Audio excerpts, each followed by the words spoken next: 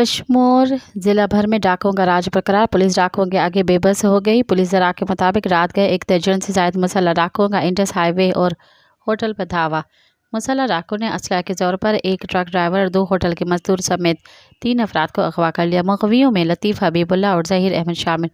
वाक़े के बाद मुसल्लह डाकू फायरिंग करते हुए कच्चे की तरफ फरार हो गए। मुसल्लह डाकुओं के साथ मज़ाहमत करने पर 2 अफराद ज़ख्मी हो गए। इत्तला मिलने के बावजूद कश्मीर पुलिस जायवकुआ पर न पहुँच सकी। ज़िला कश्मीर से अगवा होने वालों की तादाद 1 दर्जन से ज़ायद हो गई।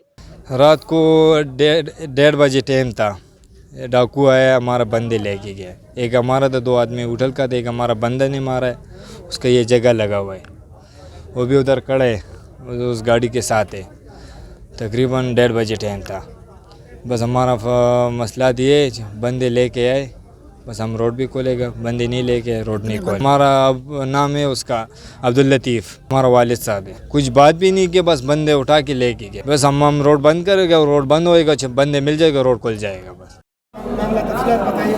रात को 2 बजे आया डाकू, पूरा बंदूकों के साथ, डंडों के साथ।